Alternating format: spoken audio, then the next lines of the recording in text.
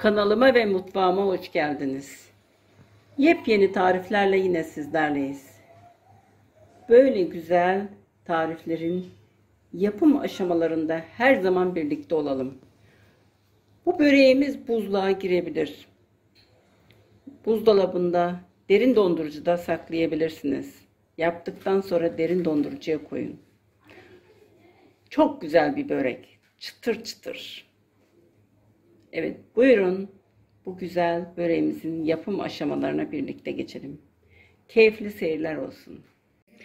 Yoğurma kabımıza 1,5 su bardağı suya alıyoruz. 1 çorba kaşığı sıvı yağ katıyoruz. 1 tatlı kaşığı tuz ekliyoruz. Unumuzu ekliyoruz.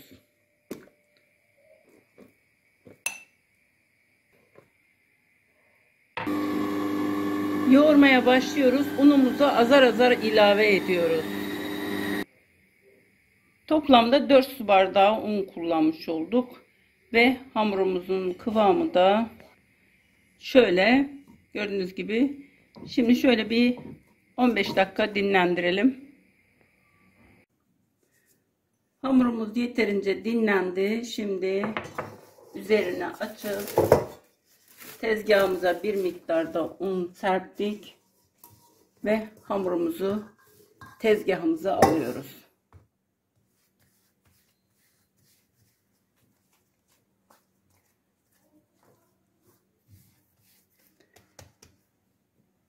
Şimdi bunu parçalara ayıracağız. Üzerine bir miktar un alalım.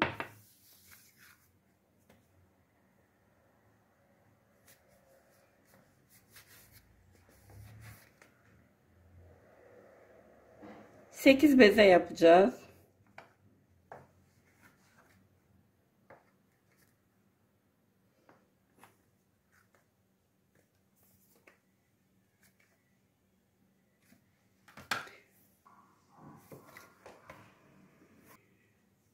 Bezelerimiz kestiğimizde irili ufaklı olabilir. Onları ayarlayabiliriz.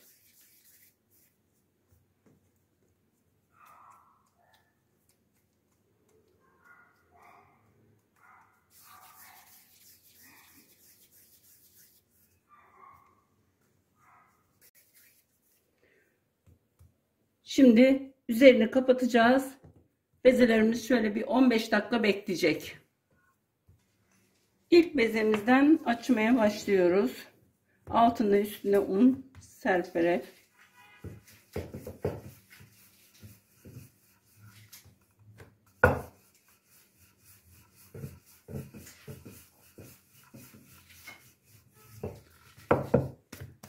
Şöyle unu fazla olursa üzerinden alıp kenara alıyoruz.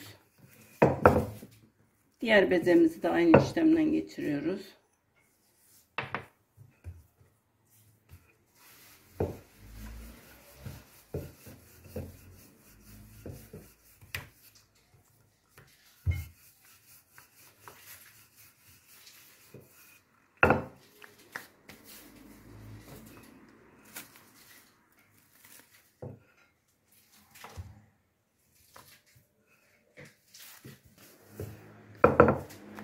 Bütün bezelerimizi açtık, kenara aldık.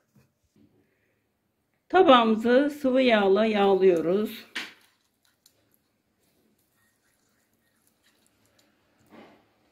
İlk hamurumuzu tabağımıza aldık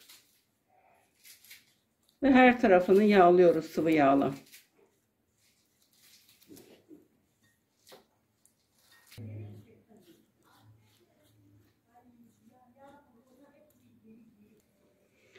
Son hamurumuzu da yağlıyoruz. Üzerini kapatıp dolaba koyacağız. Yarım saat dolapta bekleyecek. Evet, şu şekilde streç filmle kapatıp dolaba koyacağız. Yalnız buzluk kısmına değil, dolap kısmına koyuyoruz. 2 soğanı doğradık.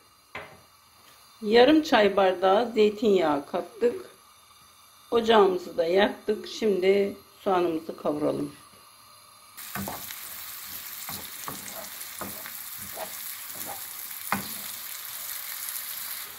Soğanımız yeterince kavruldu. Şimdi ocaktan alıyoruz. Ispanağımızın üzerine boşaltıyoruz.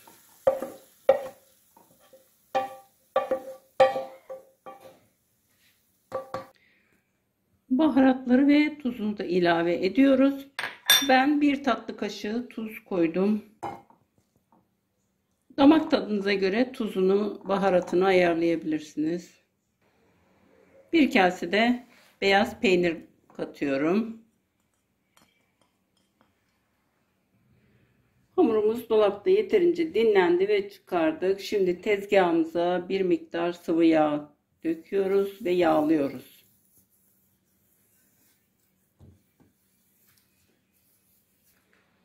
İlk hamurumuzu aldık tezgahımıza ve başladık açmaya. Açmadan önce üzerine çok az biraz sıvı yağ gezdiriyoruz. Bu şekilde çekerek açıyoruz. Şöyle kenarlarından çektiğiniz zaman kendi kendine açılıyor zaten. Hamur çok güzel.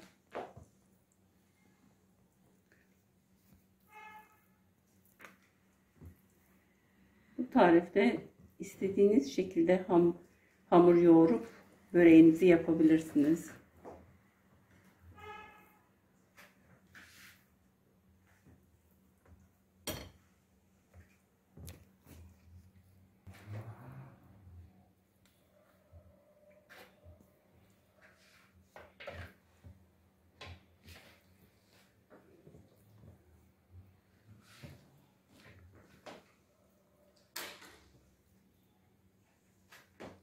İncecik açılıyor.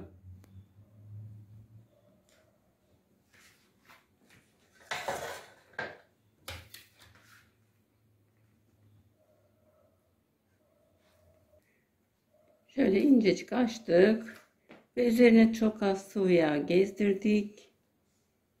Bir kenarından şöyle az biraz kaplıyoruz. Her zaman söylediğim gibi yırtılmalar olsa da sorun olmuyor. Bu gibi böreklerde katladığımız bölüme iç harcımızı yerleştiriyoruz. Ben ıspanaklı, peynirli iç harç kullanıyorum. Siz istediğiniz iç harcını kullanabilirsiniz.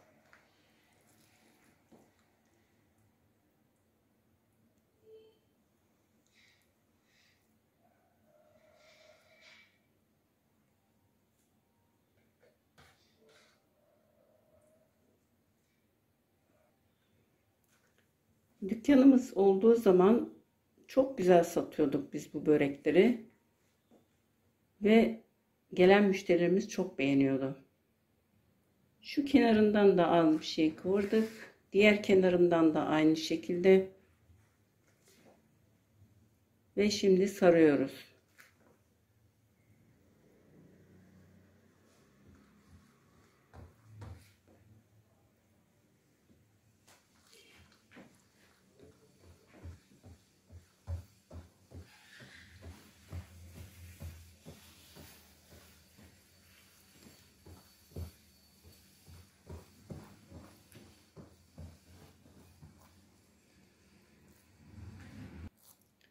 Şöyle hafif inceltiyoruz.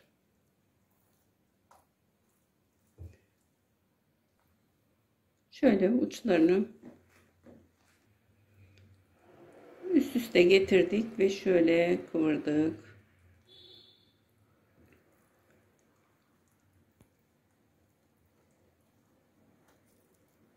Şeklimiz bu.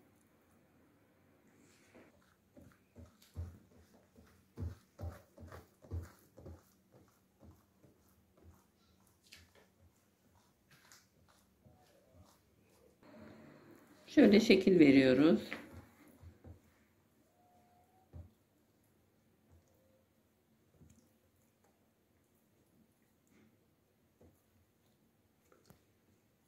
Evet, şeklimiz bu. yağlı kağıt serdiğimiz tepsimize yerleştiriyoruz. Evet, son böreğimizi de yaptık. Tepsimizde 6 tane aldı. Şimdi bunun üzerini kapatıyoruz. 20 dakika dinlendiriyoruz. 20 dakika beklettik. Şimdi önceden ısıtılmış 180 derecelik fırında pişirmeye gönderiyoruz. Şimdi bu şekilde hazırladığınızda aynen böyle tepsiyle derin dondurucuya atıp da misafiriniz gelmeden bir 15 dakika önce çıkarıp üzerine sıvı yağ sürüp yine 180 derecelik fırında pişirirseniz yeni hazırlamış gibi olur. İnanın çok güzel oluyor. Biz çok yaptık. Dediğim gibi dükkanımızda bile yaptık bunu. Yetişemediğimiz zaman bu işlemi uyguluyorduk. Çok da güzel oluyordu. Denemenizi tavsiye ederim.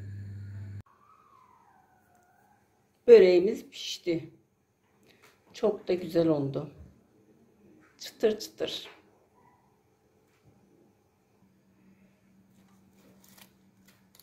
Altı üstü çok güzel pişti.